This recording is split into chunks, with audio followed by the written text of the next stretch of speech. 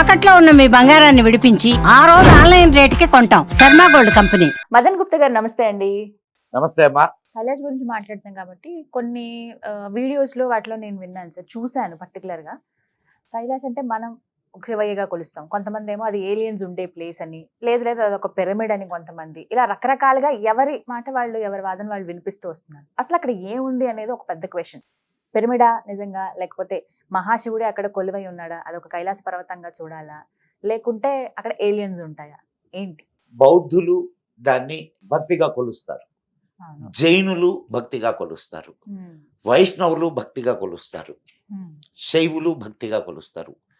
And అటు చైనాలో ఉమ్, అంటే కమ్యూనిస్టులు తీసేయండిలే, వాళ్ళకి అసలు బుర్రలు ఉండవు అనుకోండి.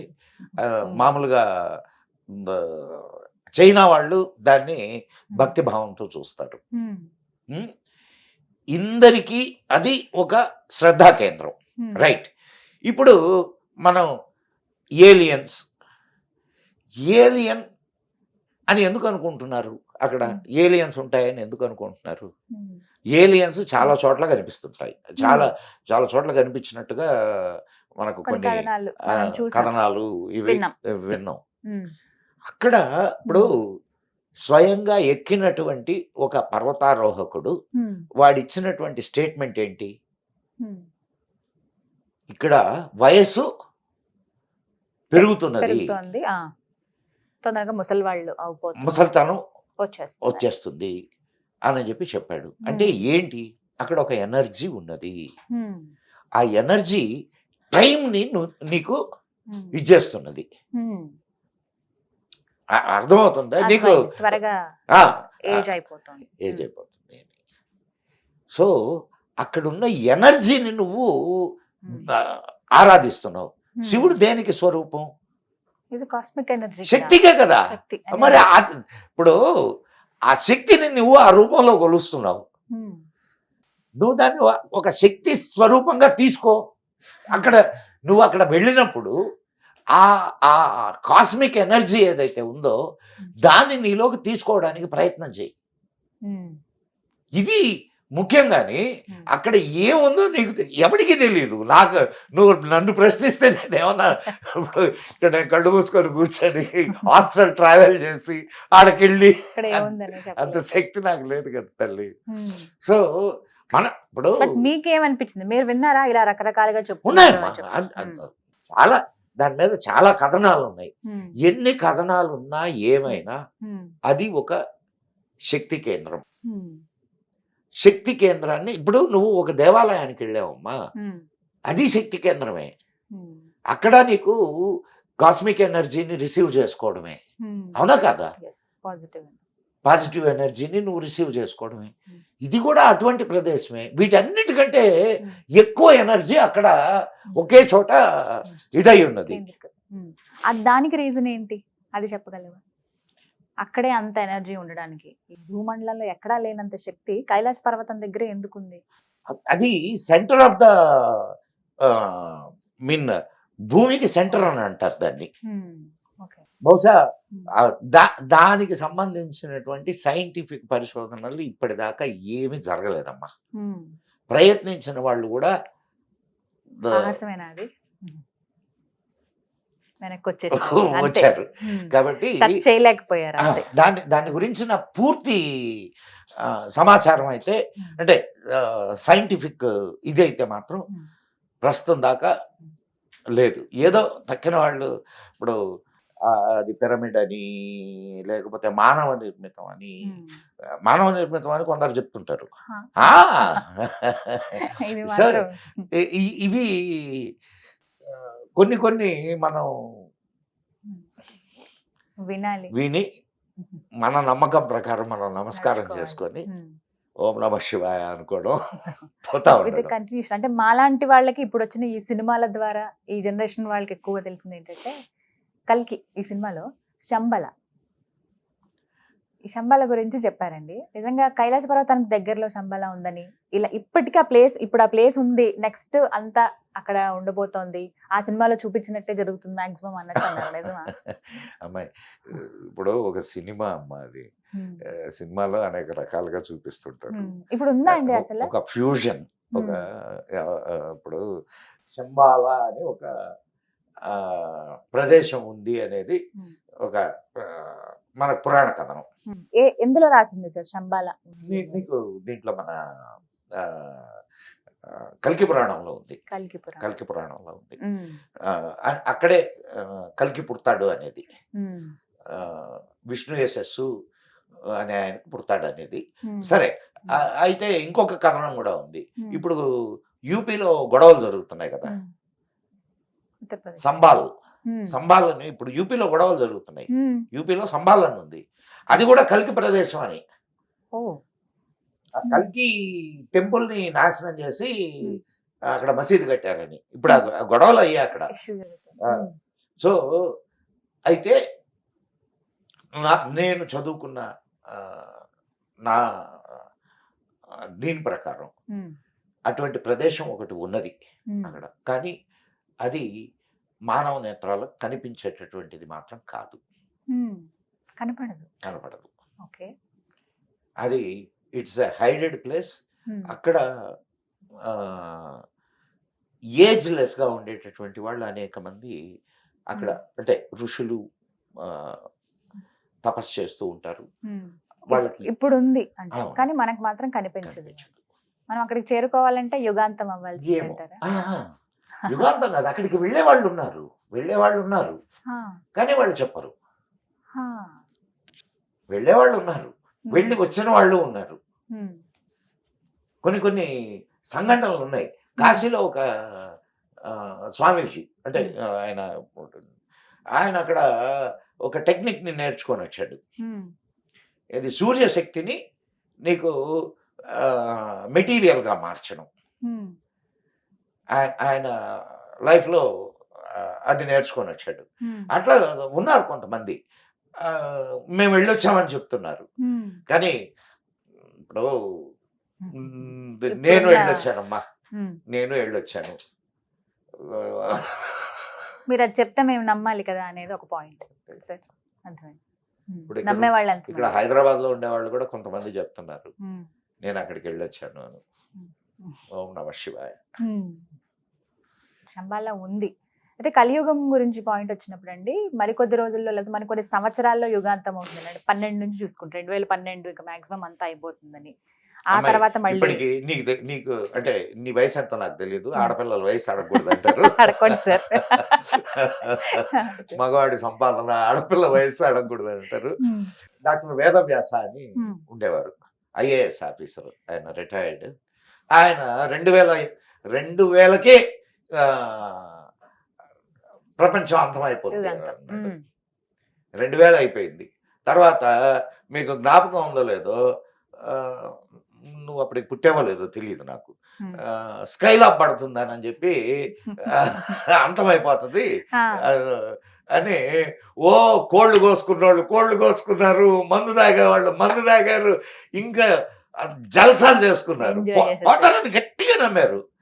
నేను ఈ మధ్య ఒక పేరు కూడా చూసా, స్కైలాబ్ రెడ్డి అని. ఇక్కడ మన రాజకీయ నాయకుడు ఒక ఆయన ఉన్నారు, స్కైలాబ్ రెడ్డి అని. బహుశా ఆ టైంలో పుట్టినవాడు కాబట్టి ఆయనకి ఏమన్నా ఆ పేరు పెట్టారేమో తెలియదు నాకు. సో అంతమైతే ఏది అంతం చెప్పు నాకు? పూర్తిగా ఇంకా అందులో మనుషులు ఎవరు ఉండరు, పూర్తిగా ఇప్పుడు అంతమైపోతుంది. నీకు ఒక చిన్న ఇది చెప్తాను.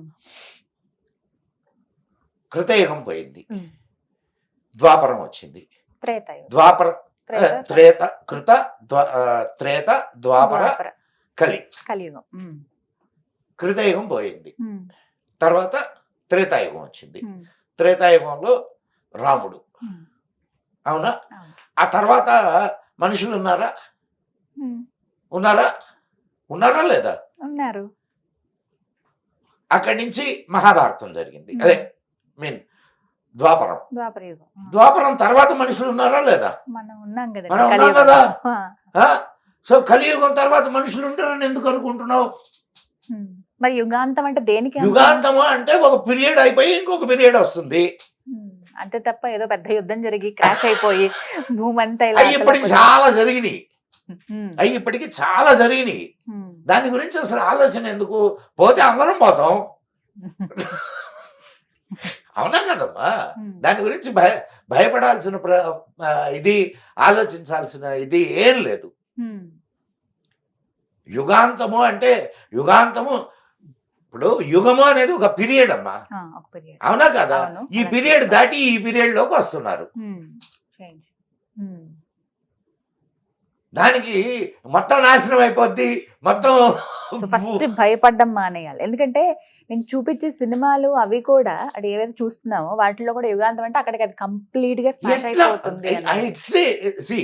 సినిమాలు చూసి ఆడి నుంచి ఏది అండర్స్టాండింగ్ రాకుండా. డిసైడ్ అయిపోద్ది అంటారు. ఎందుకనంటే ఓకే ఇట్స్ ఒక మంచి దృశ్య మాధ్యమం, దాన్ని అంతవరకు తీసుకుందాం, హాయిగా ఎంజాయ్ చేద్దాం. గంట 2 గంటలు సినిమా చూసినప్పుడు ఎంజాయ్ చేద్దాం. కానీ ఇట్లాంటి నోషన్స్ లోపలికి తీసుకోకండి. సినిమాల్లో నాకు తెలిసి చారిత్రకమైనటువంటి సినిమాలు ఏవి నిజం కాదు. అవునా? మీరేమన్నా నార్మల్ గా ఇలా సినిమాలు చూస్తారా సార్? చూస్తాను, ఎందుకు చూడను? ఏం మనిషిని కదే. అలా కాదు, సినిమాలు నచ్చుతాయా మరి మీకు? సినిమాలు చూడడమే కాదు, సినిమా కథలు కూడా రాస్తాను. ఓ, ఎలాంటి కథలు రాస్తారు మీరు? దా జోలికి వెళ్ళట్లేమ్మా.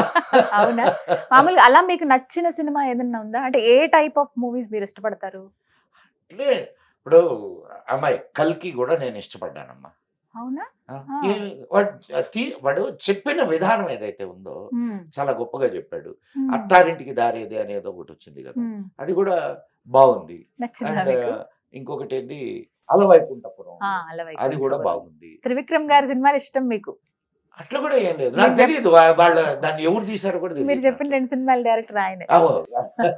అండ్ ఇంతకుముందు అద్భుతమైన మన బాపు గారు మా గురువు గారు. ఓ, బాపు గారి సినిమాలు ఉమ్, నాకు చాలా ఇష్టం. ఉమ్, అండ్ విశ్వనాథ్ గారి సినిమాలు చాలా ఇష్టం, చూస్తాను. ఉమ్. నాకు సినిమా బాగుంటే ఎంజాయ్ చేస్తాను అంతే. అంతే. ఉమ్. ఓల్డ్ హిందీ ఉమ్. మూవీస్ మామూలుగా మీ ఇంటర్వ్యూస్ అవి చూసినప్పుడు వేదాల గురించి చాలా చక్కగా వర్ణించేవాళ్ళు. అయితే కామన్ పీపుల్ కి అర్థమయ్యేలాగా 4 వేదాలు అసలు ఏముందో చెప్పండి సార్, క్లుప్తంగా. వివరంగా అవసరం లేదు, క్లుప్తంగా అసలు ఏ వేదం ఏం చెబుతోంది, ఇది ప్రజలకు ఎంతవరకు అవసరం, ఏం నేర్చుకోవచ్చు? నీకు వేదము అంటే విద్ ఉమ్, అంటే విద్య, ఉమ్, విద్యలో నుంచి వచ్చినటువంటి ఉమ్, ఇదే విద్య. ఉమ్, వేదము అంటే ఏంటి? ఉమ్, విద్య. ఉమ్, ఓకే, అంటే చాలా సింపుల్ గా తీసుకుందాం. ఉమ్. 4 వేదాలు. 4 వేదాలు ఎక్కడి? ఉమ్. వ్యాసుడు విభజించాడు 4 వేదాలుగా. వేదవ్యాసుడు ఆయన రచించినవి. ఉమ్, అంతకుముందు ఉమ్. అంతకుముందు అదంతా ఒకటే, మొత్తం కలిపి ఒకటే వేదం ఉండేది, ఒకటే ఉండేది. వ్యాసుడు విభజన చేశాడు. విభజన చేశాడు. ఉమ్, సో నీకు ఉమ్, ఏ వేదం ఏం చెప్తుంది అని అంటే, నీకు అదే మన ఋగ్వేదంలో ఉండేటటువంటి అనేక మంత్రాలు యజుర్వేదంలో ఉన్నాయి, ఉమ్, సామవేదంలో ఉన్నాయి, అథర్వణ అథర్వణ వేదం. ఉన్నాయి. ఉమ్, అదే చాలా చాలా మంత్రాలు. ఉమ్, అయితే వేదాలకు ఉన్నటువంటి ప్రత్యేకత ఏంటంటే ఉమ్, అవి సౌండ్ బేస్డ్. ఉమ్, మన వాళ్ళు సౌండ్ ఈజ్ అన్ ఎనర్జీ అమ్మా. ఉమ్, నువ్వు ఇది గుర్తుపెట్టుకో, సౌండ్ ఈజ్ అన్ ఎనర్జీ. ఇప్పుడు ఒక మంచి సంగీతం విన్నావు, ఉమ్. వింటే ఏమనిపిస్తుంది నీకు? మనసంతా హాయిగా. హాయిగా రిలాక్స్డ్ గా ఫీల్ అవుతాం. ఒక ఆ, ఏదో డబ డబ డబ డబ డబా అనే ఒక శబ్దం విన్నావు, అప్పుడు అండ్ మనం మంచి మూడ్ లో ఉంటే ఓకే ఎగురుతాం వాటితో ఏదైనా పాటుగా. అట్లా అది కాదు, లేకపోతే ఒక భయంకరమైనటువంటి శబ్దం విన్నావు అది మనకి రిఫ్లెక్ట్ అవుతుంది, మనం అలాగే ఉంటాం. ఉమ్, అంటే energy is affecting you, sound energy is అవును. Affecting you. ఉమ్, వేదంలో ఉమ్, నీకు శృతి ప్రధానమయ్యి ఉమ్, ఉదాత్త అనుదాత్త స్ఫురిత స్వరాలతో వాటిని చదువుతారు. ఉమ్, నువ్వు ఒక్కొక్క విధానంలో చదివితే ఉమ్, ఒక అర్థాన్ని ఇస్తాయి. ఉమ్, సాంస్క్రిట్ ఉన్నటువంటి గొప్పతనం అది. ఉమ్, సాంస్క్రిట్ ఇప్పుడు ఆ, నీకు ఇట్లా చెప్తే నీకు బాగా అర్థం అవుద్ది. అంటే అర్థం కావడానికి చెప్పండి. ఇప్పుడు ఆ, మేధ Hmm. మేధ అనేది మేధ. ఒక ఆ, ధాతు శిలపం. Hmm. అశ్వమేధ యాగము. Hmm. ఇప్పుడు అశ్వమేధ యాగము అనగానే ఏమనిపించింది చెప్పు? రామాయణం గుర్తొచ్చింది. ఆహా, అశ్వమేధము అంటే Hmm. గుర్రాలకు సంబంధించి. గుర్రాన్ని Hmm. చంపేయడం, ఆ, ఇది కదా. మదనం. Hmm. ఆ? కానీ మేధ అంటే మేధాశక్తి. మేధాశక్తి, Intelligence. Hmm. పెంపొందించు, Hmm. జ్ఞానము, Hmm. ఇవన్నీ అర్థాలు ఉన్నాయి మేధ అనే పదానికి. Hmm. మేధ అనేది సరస్వతీదేవికి ఇంకొక పేరు. Hmm. ఇప్పుడు చెప్పు నాకు. అదే మరి అది ఎలా కనెక్టింగ్? ఇప్పుడు నువ్వు అశ్వమేధ యాగము, అశ్వము మేధ. అశ్వము అంటే యాక్చువల్ గా అశ్వము రాజ్యానికి చిహ్నం. అశ్వము రాజ్యానికి చిహ్నం. అశ్వమేధము అంటే రాజ్యమును పెంపొందించే యాగం. అయితే కొన్ని విన్నాను నేను, గుర్రం ఎక్కడ దాకా పరిగెడితే ఆ రాజ్యం అంతా అక్కడ దాకా పెంపొందించడమే కదా అది, అంతవరకు. రాజ్యాన్ని పెంపొందించడం.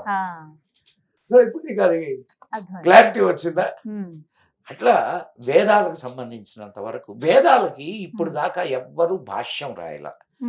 ఎవరో ఒకరిద్దరు ప్రయత్నాలు చేశారు కానీ ఏఈ కరెక్ట్ కాదు. మరి సాధారణ వ్యక్తులుగా ఎలా అర్థం అవుతుంది? అది నువ్వు అధ్యయనం చేయాల్సిందే అది. ఇప్పుడు అందుకే నీకు కొంతమంది వాళ్ళ జీవితాన్ని దానికి ఇచ్చేసేస్తారు. ఒక్క వేదం చదవడానికి 7 సంవత్సరాలు పడుతుందమ్మా, ఒక్క వేదాన్ని అభ్యసించడానికి. ఎప్పుడైనా సరే వేదాన్ని నేర్చుకోవాలి అంటే దానికి ముందు షట్శాస్త్రాలు నేర్చుకోవాలి, తర్వాత వేదాన్ని నేర్చుకుంటారు. సో ఇవన్నీ అయ్యేసరికి ఒక 7 సంవత్సరాలు పట్టుద్ది, ఒక్కొక్కటి 7 సంవత్సరాలు. 7 ఏళ్ళు అంటే ఓన్లీ నేర్చుకోవడం వరకు అంతే. ఇంకా నేర్చుకోవడం వేరు, అధ్యయనం చేయడం వేరు. అధ్యయనం అంటే ఇంక దాన్ని రీసెర్చ్ చేయడం మొదలెట్టాడు అనుకో, వాడి జీవితం చాలదు. సముద్రం అమ్మా ఇది, పెద్ద సబ్జెక్ట్ చాలా. ఒక ఒక ఒక నీకు సూర్యుడికి సంబంధించి నీకు అంటే అంత మనం ఇక్కడ చెప్పుకునే అంత మీకు చెప్పే అంత నాలెడ్జ్ నాకు లేదు. అండ్ కాదు నీకు ఉదాహరణకు మాత్రం చిన్న ఏం చెప్తాను. సూర్యుడికి సప్తవర్ణాలు, సూర్యుడి నుంచి సప్తవర్ణాల వెలుగులు వస్తున్నాయి. ఇది సైన్సా కాదా? సూర్యుడి కిరణాల్లో 7 రంగులు ఉంటాయనేది సైన్స్ కదా. మరి అది ఋగ్వేదంలో మంత్రంలో ఉంది, వేదంలో ఆల్రెడీ ఉంది ముందుగానే. అండ్ అయ్యా హాని చేసే నీ కిరణాల నుండి మమ్మల్ని కాపాడు, 7 రంగుల్ని చెప్పిన వాళ్ళే ఇది కూడా చెప్పారు. ఏమని? అయ్యా హాని చేసే నీ కిరణాల నుంచి మమ్మల్ని కాపాడు. సూర్యుడి కిరణాలు హాని చేస్తాయా? చేస్తాయా? మరి ఎందుకు అలా ఉంది? ఎందుకు అలా రాసింది? అల్ట్రా వైలెట్ కిరణాలు హాని చేయవు, ఆఫ్ కోర్స్ చేస్తాయి. అది సైన్స్ కాదు. సో ఇట్లాంటివి చాలా ఉన్నాయి. ఇవన్నీ అందులో ఉన్నాయి. అంటే అండ్ నువ్వు జీరో మనకు ఈయన ఆర్యభట్టు కనుక్కున్నాడు అని చెప్తాం, వేదాల్లో ఉన్నాయి జీరో గురించి. ఇప్పుడు మన ఎందుకు ఉపనిషత్తుల్లో పూర్ణాత్ పూర్ణముదచ్యతే పూర్ణస్య పూర్ణమాదాయ పూర్ణమేవావశిష్యతే, పూర్ణము శూన్యము ఏది కరెక్ట్ చెప్పు? పూర్ణం అన్నా మనకి ఇలాగే అనిపిస్తుంది, అంటే కంప్లీట్. పూర్ణం అంటే, శూన్యం అంటే ఏమీ లేదు అని కదా. కంప్లీట్. సో 2 జీరోలే. పాజిటివ్ గా ఆలోచిస్తే పూర్ణము, నెగిటివ్ గా ఆలోచిస్తే శూన్యం. అంటే ఆ వేదాల్లో ఉన్నటువంటి ఆ సంస్కృతి అదంతా కామన్ పీపుల్ ఎవరైతే ఉన్నారో వాళ్ళకి అర్థం కాదు కాబట్టి సరళ భాషలో చాలా మందికి దగ్గర చేసే ప్రయత్నం చేశారు. కానీ అవి అంటే చాలా మంది రాశారమ్మా. అంటే అవి ఎంతవరకు సక్సెస్ అదే ఎందుకు సక్సెస్ కాలేకపోతున్నారు? రీజన్స్ కారణం ఏంటంటే నీకు అధ్యయనం చేసి నీకు నువ్వు దాన్ని జీర్ణం చేసుకోగలిగినటువంటి ఇదే తప్ప అది నువ్వు ఒక అర్థాన్ని చెప్తే దానికి ఇంకొక అర్థం కూడా ఉంటది. ఏ అర్థాన్ని తీసుకోవాలి? అదొక క్వశ్చన్ మార్క్ మళ్ళీ. సో అందుకని వాటికి అర్థాల జోలికి పోవాల, అధ్యయనం జోలికి పోయారు. ఇప్పుడు అనేక శాస్త్రాలు మనకి ఇది ఈ జ్యోతిష్యము అంటే ఖగోళ శాస్త్రం, జ్యోతిష్ శాస్త్రము అంటారు దాన్ని. జ్యోతిష్ శాస్త్రం నీకు దాని ఉపవేదం, దాంట్లో నుంచి వచ్చింది అది. మరి ఇందాక అనుకున్నాం కదా ఇవన్నీ ఈ గ్రహాల ఇదంతా మేము వేదాల నుంచే తీసుకున్నామని చెప్తున్నారు వాళ్ళు రాసినటువంటి శాస్త్రం. మరి ఇప్పుడు అవి వేదాల్లో ఉన్నట్ట కాదా? ఉన్నాయనే కదండి. వాళ్ళకి అది అందింది, ఇంకొకళ్ళకి ఇంకొకటి అందింది. వేదాలలో నావల గురించి నేను రాసున్నా, నేను ఒక ఎపిసోడ్ చేశా, నాకు అది అందింది, అది తెలిసింది నాకు ఇది వేదాల్లో నావలు ఉన్నాయని. అంటే నా యాంగిల్. సో అనంతంగా ఉంటుంది, మనకి ఏది మనం సెర్చ్ చేస్తే అది దొరుకుతుంది వేదాల్లో. జ్ఞానము పారామీటర్ ఉందా? దానికి ఎందుకు ఉంటుందండి, ఒక్కొక్కరికి ఒక్కొక్కలా ఉంటుంది. ఎంత ఉంటది? ఎంత ఉందా? ఎంత ఉందా? ఎంత ఉంది జ్ఞానము? అది చెప్పలేం కదా. జ్ఞానము అనేది ఎంతో, వేదము అనేది కూడా అంతే. వేదాల్లో వేదము జ్ఞానము కాబట్టి అర్థమైందా? సో అనంతమైనటువంటి విజ్ఞానం అది. అనంతమైన విజ్ఞానాన్ని మనకు ఓపిక, ఇప్పుడు దాన్ని ఏమంటారంటే ఇక్షు సముద్రం. ఇక్షు సముద్రం అంటే చెరుకు రసం సముద్రం. ఇక్షు అంటే చెరుకు, ఇక్షు సముద్రం. దాంట్లో నీ కడుపు పట్టినంతే తాగగలవు తప్ప అంతకు మించి చేయలేగా. సో ఇక్కడ జ్ఞానంలో కూడా నీ శక్తిని బట్టే మాత్రమే నువ్వు దాన్ని గ్రహించగలవు, ఏదైనా కానీ. అవునా కాదు? మించి చేయలేము. సో వేదాలకు సంబంధించినంత వరకు మనం ఎంతవరకు దాన్ని, అంటే కామన్ పీపుల్ వేదాలను చదవటం కానీ అవి అభ్యసించడం అవుతుందా అండి? కేవలం చూడమ్మా, వేదాలని దర్శించినటువంటి ఋషుల్లో చాలా మంది కామన్ పీపులే. అంటే కామన్ పీపుల్ అన్కామన్ పీపుల్ అయ్యారు. వేదం చెప్పేది ఏమిటి? మనిషి కావడం ముందు, మనిషి కావాలా, మనిషి మహనీయుడు కావాలా, తర్వాత స్టెప్ మనిషి మహాత్ముడు కావాలా, ఆ తర్వాత మనిషి దేవుడు కావాలా. ఇది వేదం చెప్తుంది. ఈ 4 వేదాల్లో ఉన్నది ఇదే. సో మంచి అది ఎలా అర్థం చేసుకుంటారనే దాన్ని బట్టి ఉంటుంది. మీరు అన్నారు కామన్ పీపులే అభ్యసించారు అని, బట్ ఇవాళ ఇప్పుడు నువ్వు ఏమి తెలియనప్పుడు ఒక కామన్ గర్ల్ కొంత తెలిసింది, లిటిల్ ఇంటెలెక్చువల్ గర్ల్ ఇంకొంచెం తెలిసింది, షీఈస్ అన్ ఇంటలెక్చువల్. అవునా కదా? నువ్వేగా కామన్ గర్లే కదా.